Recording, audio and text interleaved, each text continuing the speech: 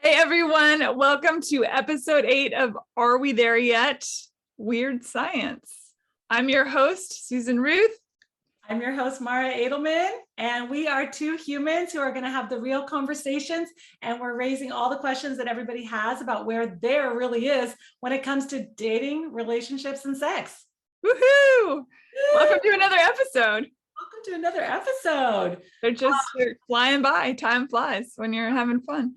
Number 8 already. I'm excited. And we decided we're going to add a little section. So we decided that we both care a lot about what's going on in the world, and we want to put out pertinent information that helps people safe and healthy and fun. And so we're going to call it our PSA, public service announcement section. What was your PSA for this week?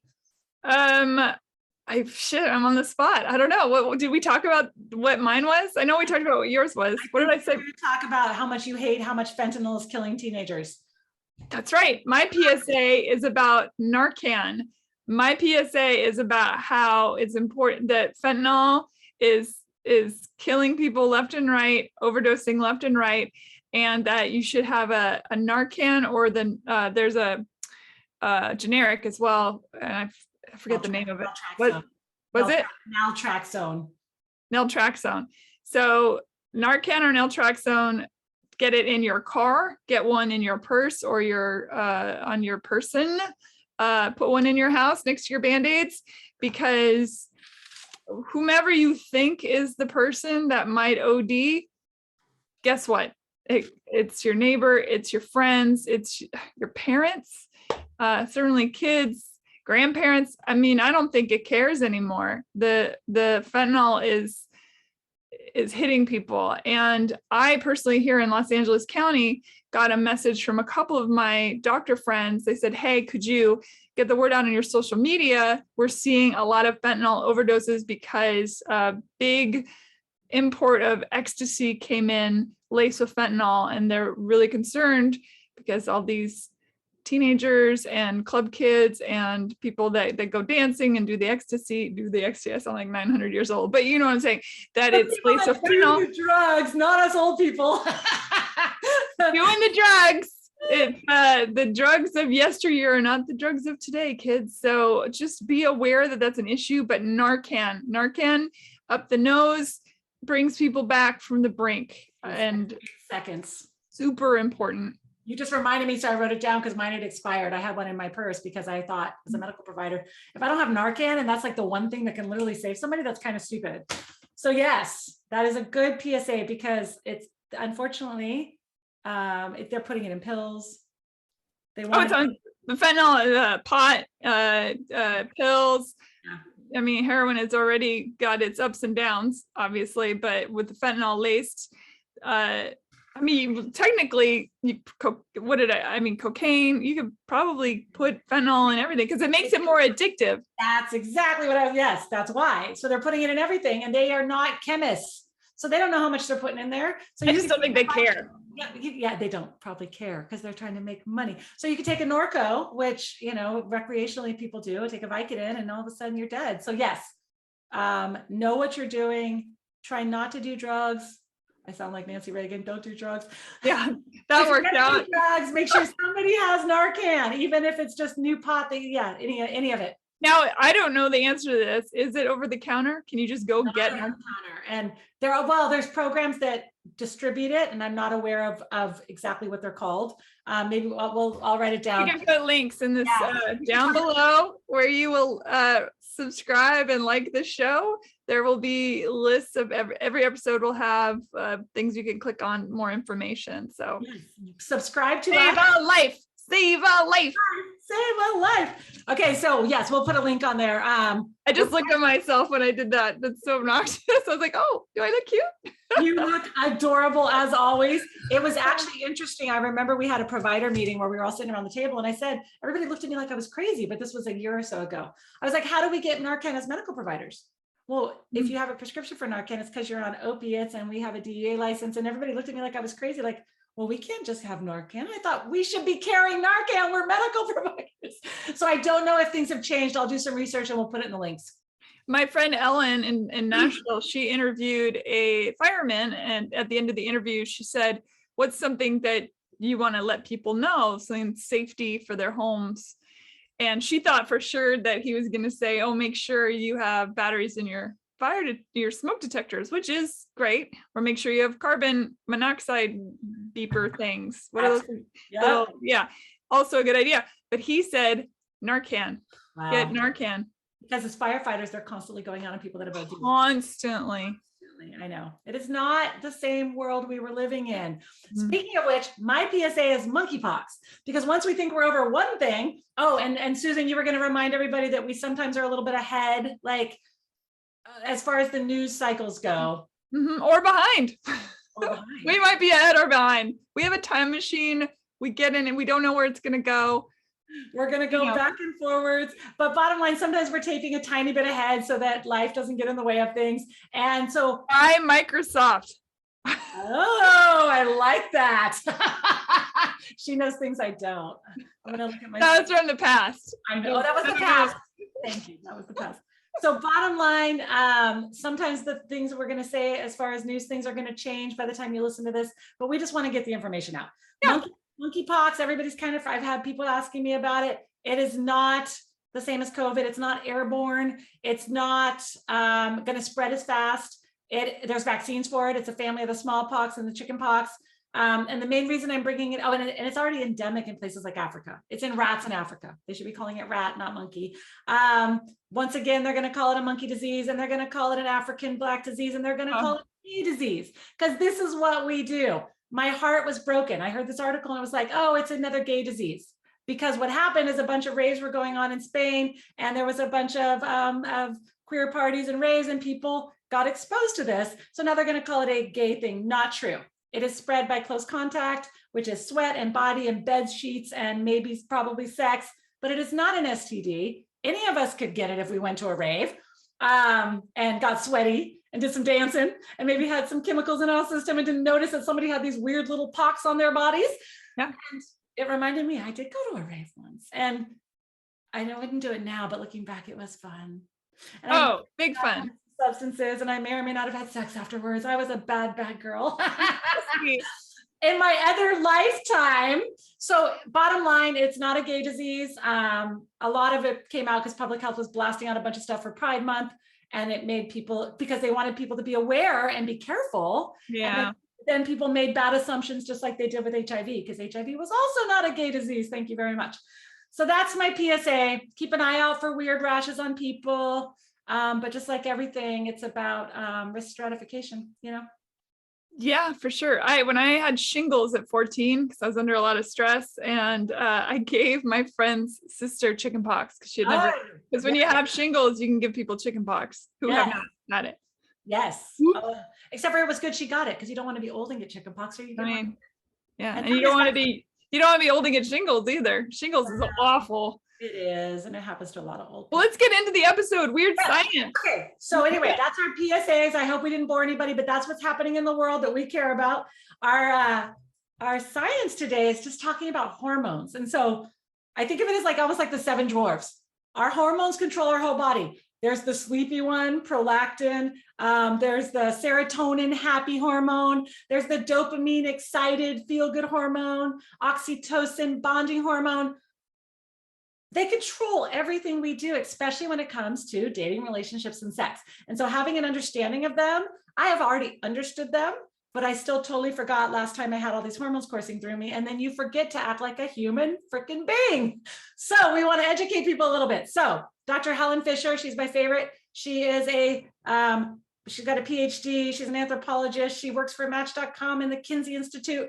And she has done a bunch of studies. And one of them was the mating drives. And so we'll have to find out which one. Think about this as I'm saying, Susan, which one drives you the most. But when you're looking at your mating drives, it starts with lust. Well, sorry, let me rephrase that. There's 3 mating drives, and any of them can lead to love, and not everybody starts with any of them. But if you have all 3, you're definitely going to be a little more excited. So there's lust, of course, and that's driven by testosterone. And that whole thing is just to make sure that people have sex and procreate. Check. Definitely can fall for that one. Oh, I fall for that one. And then you've got the dopamine, which drives the romantic attraction. That's why they call it dope.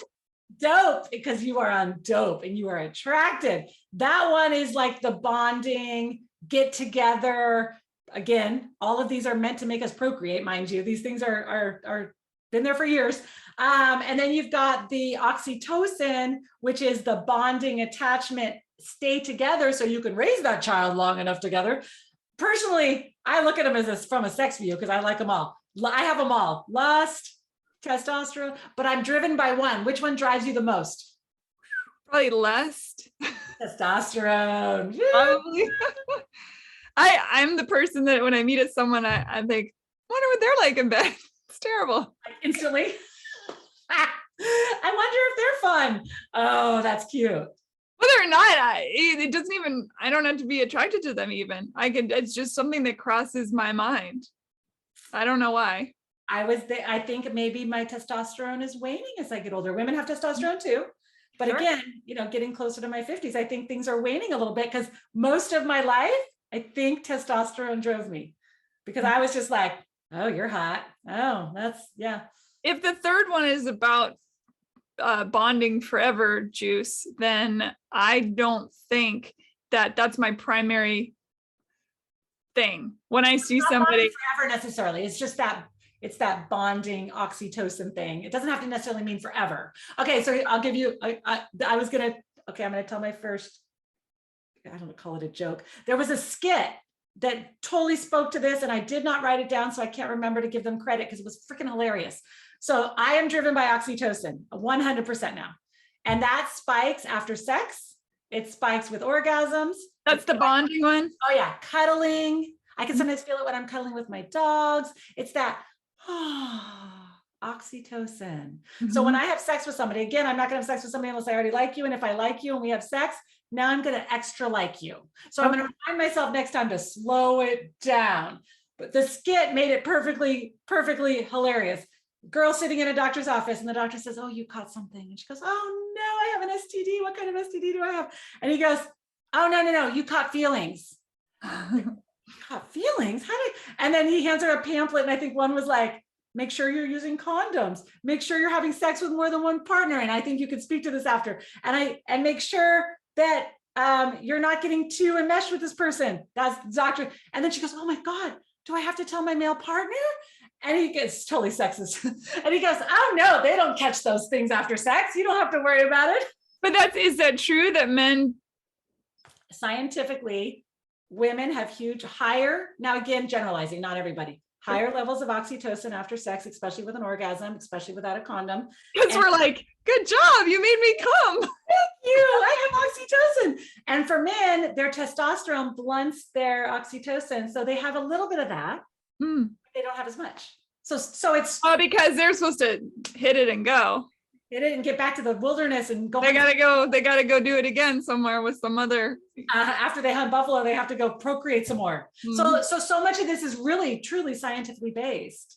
But we had this. I have a sperm fact that I thought was really interesting. That if you, let's say, and I'm going to go based on heteronormative because that was the study I read, but that when women have multiple sexual partners and the sperm enters the body, so no condoms in there.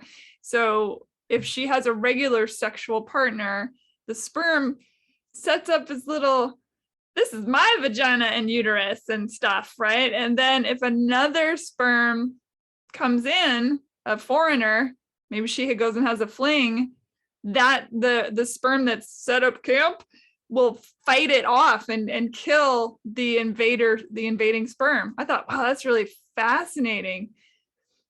Biologically, it makes sense. It does. Right? Because they want you to have a baby, procreate with your partner who's there, who's oxytocin out and ready to help you do all of them. That is such and if in the wild you get attacked, if we're talking, olden days, I mean, obviously people get attacked these days, but I'm saying that if you look at it on the basis of where we all started after we crawled out of the soup and, everyone's partnering up and your male that you've picked in the cave or whatnot. And then let's say you're out and about and some other aggressor comes, takes you away and rapes you, that the seed that's in you will fight it off to keep you from screwing up the bloodlines. Yeah. Not you, like, No. It makes, yeah. You're making perfect sense. Yeah. I don't mean to make it sound so blasé, but you get the idea. Love learning. That's my assumption that probably stems from just all the way back. Yeah. When there weren't a whole lot of option of people, there weren't a whole lot of people. And so you wanted to make sure that your womb was procreating your progeny. Your progeny, yeah. So total theory, but that's what I think. No. I would say that the sperm thing is real. That's not a theory. That's yeah. Your theory feels 100% accurate. And the reason why we all care is for me personally, again, as like a dating coach, I'm like, how do we let our hormones like hijack us? I recently did it where I was like, I've done it a lot of looking back, I've done it a lot of my life. Like I let my emotions and my hormones hijack me. I'm not going to do it anymore because I'm going to remember this podcast. And so there's also something called NRE, new relationship energy. And Dr. Fisher's like, it's like a cocktail, it's like heroin. It's a cocktail of all of these things at the same time. And she relates it to like an addiction, right? So you've got all of it. You've got the addiction potential. I want more. I want to do this. I want to do this. I want to do this. You've got the tolerance. The more you hang out, oh, I want more. I want more. I want more. You've got all of it. Withdrawal symptoms when they go away. Oh, but I really want to. Oh, and then you've got the freaking relapse when you think you're over somebody and that famous song comes on that made you think of them and you're like, oh, I'm not all the way better. So it's such an addiction that I can't believe we all let it drive us without using our rational minds a little bit more. So hopefully we're going to give some tips at the end on how to be more rational. But you said that a condom will stop that in its tracks because it helps. It helps. Oh, it doesn't stop in its tracks. Well, I mean, less sperm inside. You're right. We just talked about it. So things that can help with that obviously are, slow dating, like we talked about in episode 4, not giving 100% right from the get-go, slowing it down, not giving in too much to the feelings and the hormones and trying to feel more. This guy, Jack Butler, one of my other favorite podcast guys, talks about being sober in your relationships, sober in your brain. And I had never, until I researched and stuff, I always thought sober is a good word, but I don't quite get it. No, you need to stay sober and not let these hormones hijack you. Very interesting because I think about for people that are able to be polyamorous, or maybe they're not poly, but they date multiple partners, but don't consider themselves poly. Ethical non-monogamy. Yeah. That's so much fun to say. Monogamy. In those cases, their brain chemistry just must be a little bit different if they aren't hijacked so easily, or they've Zen mastered that. I think we're going to do some podcasts on this in the future. And I've been starting to talk to more people in the polyamorous community because I'm curious about that. And one of them talked about how, no, they had that. They were all like, could you imagine this? This feels horrible to me. You're with a partner and you've agreed to do this thing, but now you just literally have all these new relationship hormones with somebody else. And you're like on cloud fucking 9 and you and your partner are at kind of a stalled out phase. That would just feel, I couldn't personally do it. Because it dips after a little while of time with the relationship. Those chemicals you're talking about goes bye-bye. And then it turns into a different kind of thing. It's a more of a grounded. Bonded. Yeah. Which is why it's good to spice up your relationship and play games. And yeah.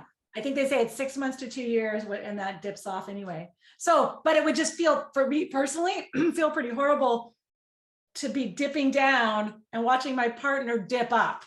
I'm not good at that. I don't think I could do it. Well, I forgot to ask you. So where's your in this last couple of weeks since we last talked? What's been going on with you? Yeah, interesting. I had an interesting thing happen to me the other day in that I found myself very sexually attracted to a woman, which surprised me. She was very sexy. I was like, why am I thinking, because I'm not kidding when I I look at somebody, I think, oh, I wonder if they're good in bed. And I do that with men or women. I just, I don't know why I do that. It's just something that crosses my mind. I don't think I'm hypersexualized. It's almost like I intellectualize it in a way. However, this woman, we were talking, she was super smart and funny and interesting and very good looking. And I was like, I think I could make out with this woman. It was so interesting. I mean, I've been attracted to women before in theory. I think I told a story about if maybe it was to you, maybe it was on the show. I don't Told remember it now. on the podcast about the very more masculine A female. super masculine woman that was in front of me in the coffee shop that I thought was a guy. And then when she turned around, I went, oh, okay. It kind of makes your wires come undone a little bit. I'm curious, was this female also a little bit more masculine? A little bit, but not a whole, I'd say far more feminine than.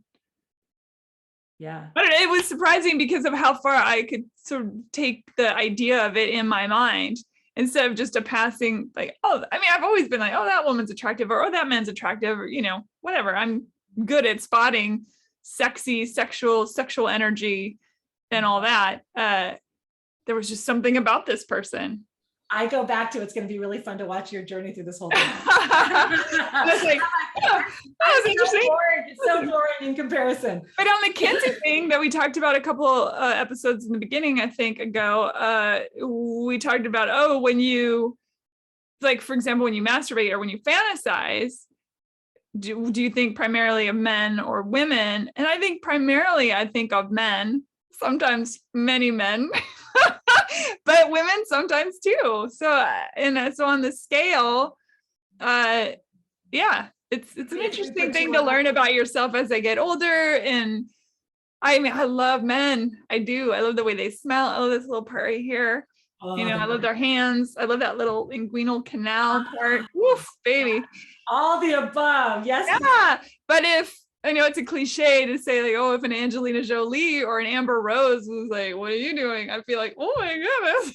You know what I mean? Because they're so dripping with sexuality. I'm just excited for you. And also a little bit envious because it opens up your dating pool, right? You've been with women. When I was younger, sexually, I'd been with women. I've never dated a woman. And I liked all of it, but it's interesting that you said I've never dated a woman, but I've been with them sexually. And I think maybe that's more what I'm experiencing. Maybe it's like the sexual zing, zing, zing more than the. You never know. I had a friend who I don't know. only dated men and ended up dating a woman for a long time. So again, your Kinsey scale little trip is, you know, where you're falling is going to be fun. I'm pretty good in my ways. Unfortunately, this week, my there is at home on quarantine on day 5 of COVID. So I am not having any fun. You were talking about men and I was like, can I just see one in the wild? I'm stuck. I did have a video date. I'm on day 5 and I'm finally starting like to feel mostly better. My boss called it a slot machine of symptoms. Each day you get like a new little thing. Thank goodness for vaccines. And thank goodness for Omicron, because after day 4, I was up and about again. So, and I get to talk to you on video still and our listeners, because I was starting to get a little restless. Yeah. But now I'm restless to see some men. So I'll get back out there soon enough. Yeah, you know, life is a smorgasbord. And then I think, well, maybe it's, I mean, I don't know about you, but the older I get, the more sexually charged up I get.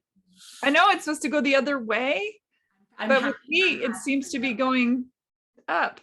I think my gut says it's because you are in this like experimental phase, like you've got to, and for me, I'm kind of like, I want to find a person, and I'm going to feel that way when like I'm with somebody and we're like intimate in bed and like we got each other and we get each other. I'm going to be like, we're having sex like 5 times a day. That's going to happen. I hope you're ready for that.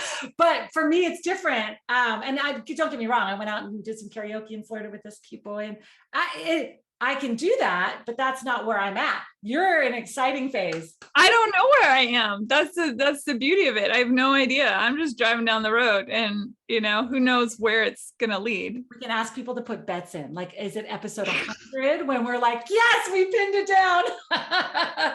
Somebody said on some interview I watched, they said, well, everybody's born bisexual. And then they're told that they're one thing or another, or just life in general, you get exposed to certain behaviors and you just adapt.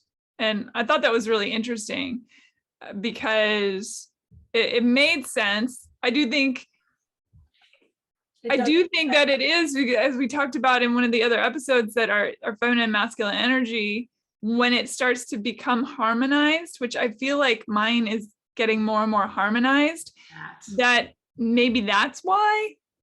Yeah, you're getting more, you're coming into your own. Yeah, it doesn't change that my love language is acts of service. Just, Ooh, I really love that X. in a couple episodes. I was just looking at, yours is acts of service. Yeah. Yeah. The love languages. Okay, but let's get back to hormones because there's so many other fascinating things about this whole hormone thing. Well, this one's not the good part. So our brain controls all our hormones, right? So our amygdala in the back of kind of back here on two sides controls our fight, flight, freeze, stress response, right? Mm. So as I was researching all of this, I encountered it all made sense all of a sudden.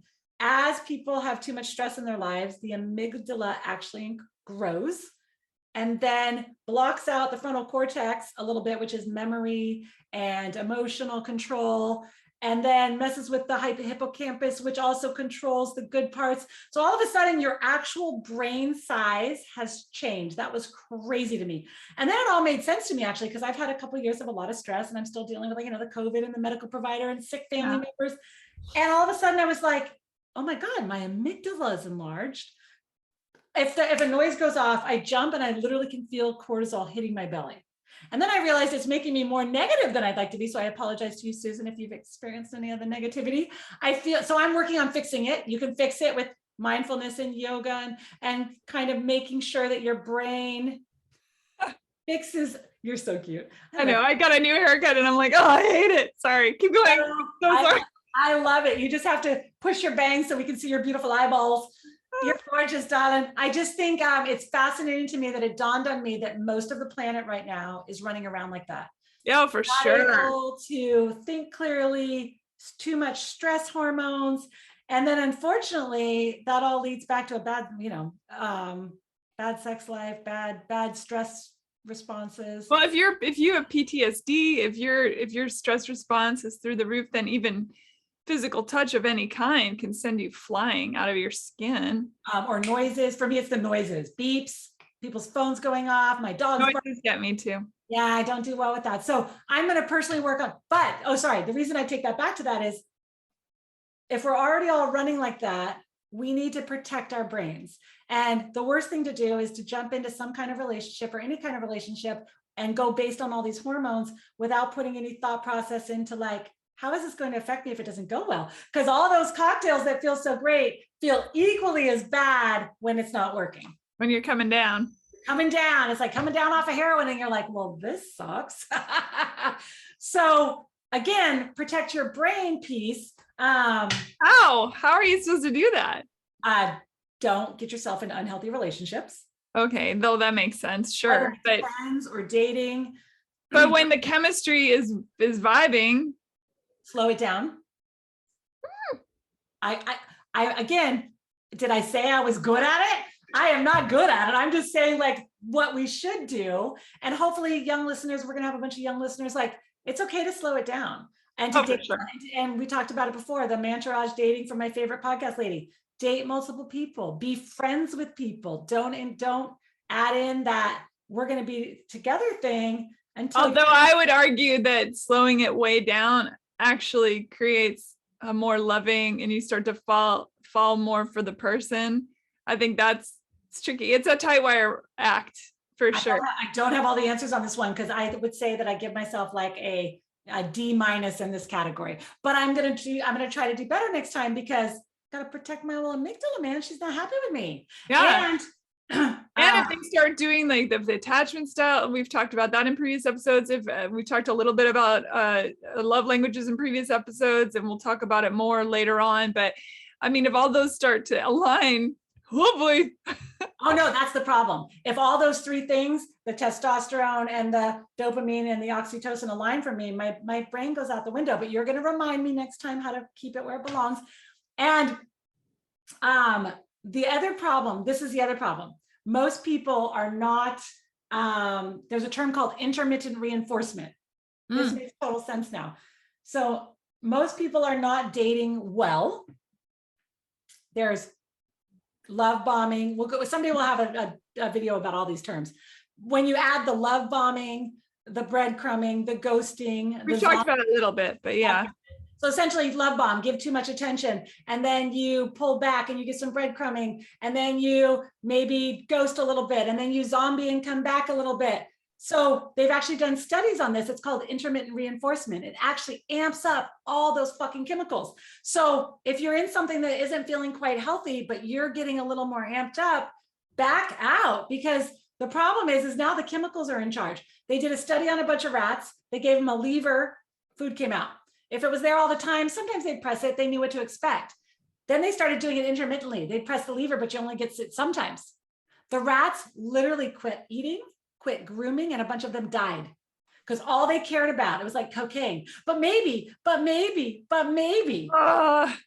That's so unhealthy. And so I put myself on that roller coaster. I'm not going to ever put myself Don't answer those texts. Don't answer those texts. If they vanished for 4 months and then come back and say, how you doing? Just cute. Yeah. Don't do it. What's the point? Because they've already shown you who they are. Unless they come back and say, I was an asshole, or I should have been more communicative, or whatever it is. Some people just can't handle the bandwidth and then they vacate, which is fine, but be communicative. But for me, it's just, and we've talked about this in other episodes, it's just, we're going to be repeating ourselves probably a few times throughout this whole show, because how can you not? It's all interwoven. It's all shades of gray, like we've talked about. It's all interwoven. None of it is black and white. Which is why the show is in shades of gray. Yes, but you made a good point. I am a reasonable human being, and I hope other people are. If somebody were to come back and say, oh my God, I realized I was getting triggered, my attachment stuff, like I've done some work, I'm sorry. And then you took it slow and their actions lined up with that. I'm not saying that shouldn't happen, but what most people get, my clients, my patients, both of us in times in our lives, you get like a, how's it going text? And they're not really serious. They're not really ready. Well, they're also not really asking you anything. And they haven't done any self-work. Neither is the, I miss you, or I'm thinking of you. Those don't say anything. Those are just somebody opening the door and saying, hey, remember me? And they're spiking up your hormones while they do it. And sure, does it feel great in the moment? It's not worth the downfall at the end when it's messing with your brain chemistry. Yeah. So I agree that, like, don't fall for all of the schmarmy, how are you, I miss you, blah, blah, blahs. This is for another time, but the other piece that comes into that is we are all like trying to fix old business. Susan and you and I have talked about this. We're trying to fix our old business. So say you have a father who works a lot and was kind of avoidant. Well, now you have somebody in front of you who's doing that. And you're like, but this time I'll make it work. And I'm special enough that this time it will work. Yeah. And so you're trying to fix these old patterns. And so there's so much that goes into that. But the answer is, if it doesn't feel right, he's not, again, Jack Butler, you guys should listen to him. If it doesn't feel right, he always says, he's not your guy. Just not your guy. Like, he might be 0.8 your guy, but he's not your guy. He's not the one. So anyway, that's my thoughts on that. And there was that quiz. Well, especially too, if you find yourself repeating personality types, if you find yourself in the same relationship over and over and over again, you're not learning that part about yourself. Right. And I mean, ultimately, it's on us to make those decisions. People can open a door. We have to decide whether we walk through it. And you pointed out the best thing, which we always talk about. The more you learn about yourself, hopefully we'll help with that with our quizzes and our content. The more we learn about ourselves and the more we help other people learn about themselves, then the less likely you are to repeat these patterns. I hope someday to figure that out as well. We'll see. We can all do it together. We did take a quiz. Again, so Helen Fisher came up with this quiz, and it was. You can get the quiz below when you check out all the information of this episode, and you can link, like and subscribe and all that kind of stuff. But the quiz is down there. Yes, and subscribe to our channel, because we're trying to get back to being able to name our channel. We need more subscribers. Keep going. Keep going. We're at 50 or 60. I don't know. I've lost track. I haven't looked in a while. Oh, at this point? Yeah, I don't know. I haven't looked for a while. We are moving along. So Helen Fisher, again, this amazing lady, anthropologist, she studied stuff for like 4 years and went back and did all of these studies on people in relationships. And then she came up with a questionnaire, which Susan and I both did. And then after people did the questionnaire, she put them in an MRI machine to see if the questionnaire made sense. And she was checking to find out which area of the brain, what kind of temperament you have.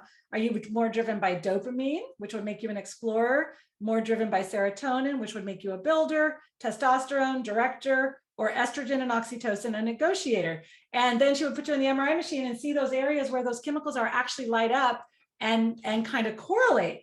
But Susan and I are weird because we both took it. And well, I mean, if we're going to ask other people to take it, we should take it. And I got explorer and director, neck and neck. They were the exact same amounts. And then just a little bit behind that was negotiator. And then I hardly had very much director. I mean, it wasn't, or I'm sorry, I didn't have that much builder. Ugh.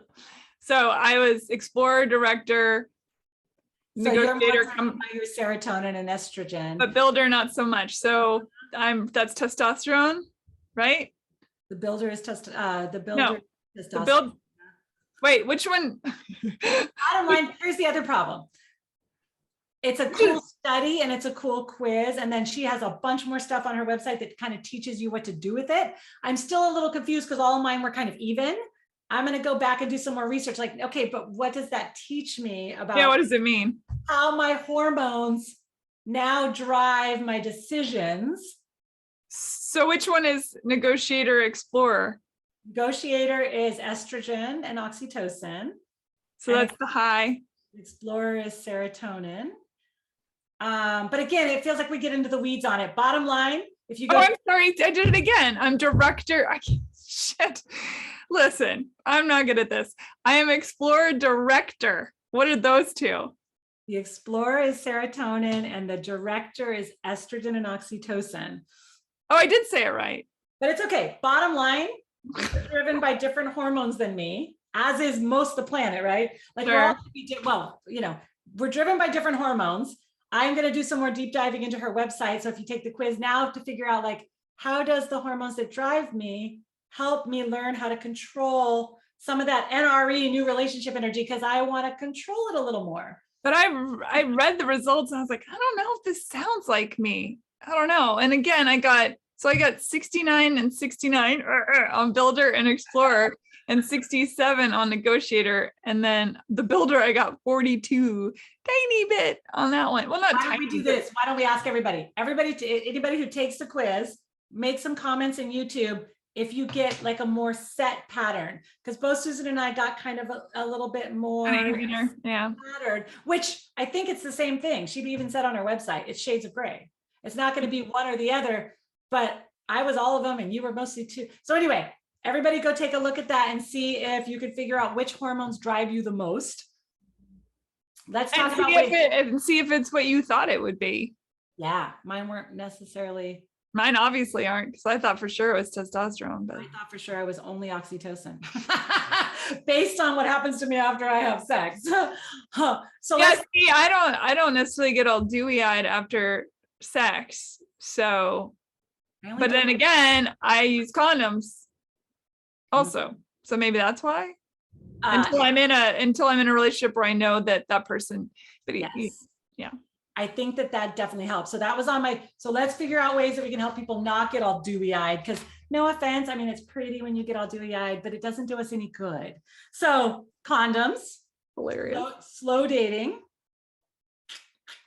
remembering that we really deserve somebody to be like only in our corner. Like, I don't want that disappear for 2 weeks and then how are you, babe? That's not really being in your corner, right? Like, if that happened, the guy I was dating wouldn't even know I had COVID, for Christ's sake. Like, you want somebody who's going to like check in with you and like be there. Or 3 months.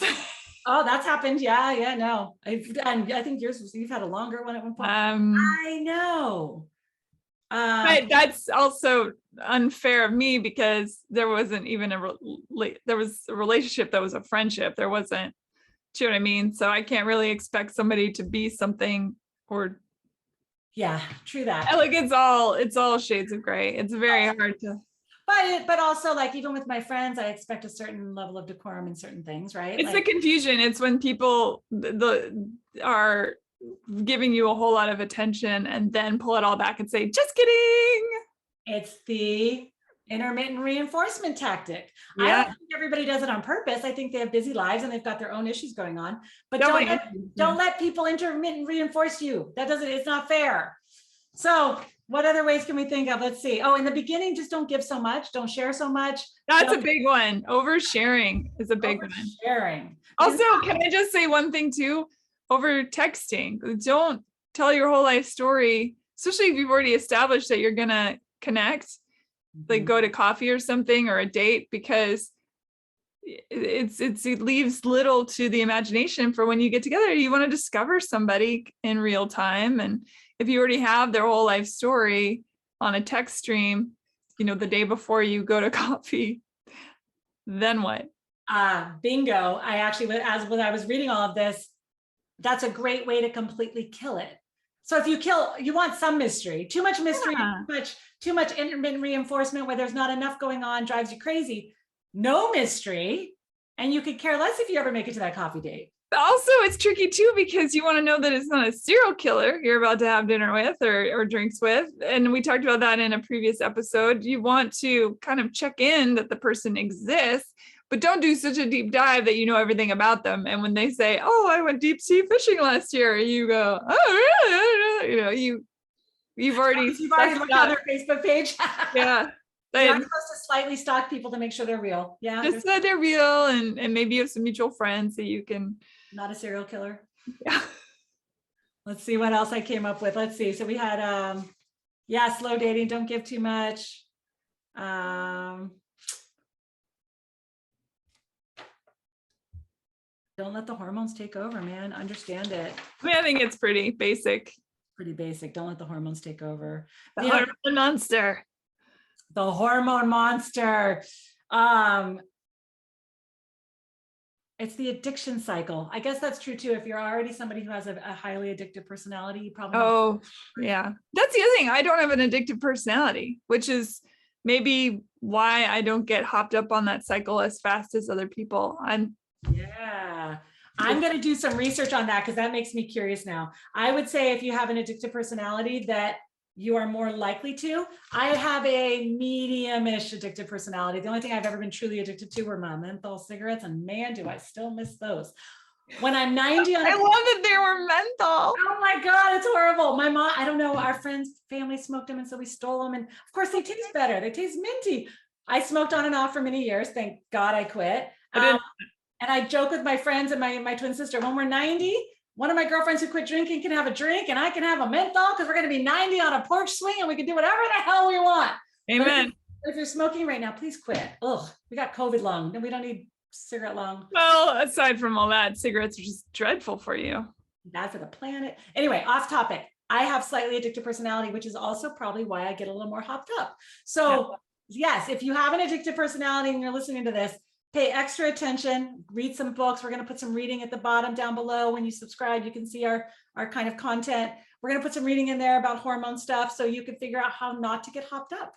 And if you have an anxious personality that freaks you out when you're trying to get into something, trust that the other person will hold that space sacred for you. And if you say, I get really anxious and I might bail inexplicably, give a little bit of a heads up, because then at least the person on the recipient end of that has an explanation. They may not like it, but at least they'll know what it's about. My only caveat with that is a lot of people who are triggered like that and disappear are not doing any self-work, and they actually don't know why they're doing that. Good point. But hopefully everybody's going to listen to our podcast, and over time they'll be like, oh, yeah, that's why I do that. Doing the work, you don't have to do the work, but doing the work is certainly helpful. I feel like everybody should do the damn work. I mean, I think it would be helpful, but know thyself. It's just hard for people sometimes to touch that, especially if there's pain. It's hard to touch pain. That's why there's counselors, and I'm a coach. I don't counselors cost money. I mean, there's a lot of reasons why people don't cross those lines, and I know. Yeah, they kind of in their box. Not judging, but I don't want to. I get it. I don't want to date that person. I want to date somebody who's putting some thought into why they do things, how they do things, and how they're going to do better. Bottom line. I mean, I think a very sexy sentence from a man is, I'm in therapy or I've done therapy. That's hot. I went on a video date, and when he said that, I was like, that's hot. That's hot. Like that. It means you're knowing yourself. Thank you. Yes. Yes, yes. Okay, so our next topic is going to be Maybe next week or 2 weeks. in 2 weeks, the sexual response cycles. Ooh. So essentially how we get turned on and aroused and why, and how people in sometimes different genders or people do that differently. In 5 more days, I'm gonna be like, oh my God, as soon as I see a person, Oh, you're gonna be a maniac. yeah, woo! Also, if it's not 100 degrees, that'll help. So yeah, we're gonna do, and we have a quiz that Susan and I are gonna take on that sexual styles, and do just kind of a deep dive into that. I think it's gonna be a helpful one for anybody who deals with things like discoordinate. Is that the right word? Discoordinate? Anyway, people like, you know, when you're with a partner who really wants more sex and one that doesn't, because if you can understand the sexual response cycles, you can figure out how to do it together. Not only that, but when we'll talk about it in the next episode, but the idea that the orgasm doesn't always have to be the end game. There are so many ways to be intimate and sexual and aroused and all that stuff. So we should talk. Yeah, we're gonna all that stuff. That's my go-to phrase. I think we were gonna try and have our next guest be somebody who talks about like impediments to sex, things like age and all that. So yeah, we're gonna have to talk about all of these things because it all happens. Everybody is normal, no matter how your sex life looks. And we're gonna work on not letting the hormone monsters take over. Gonna try. Bye, everybody. Do our best. Everybody take care. Yeah, yay. Bye.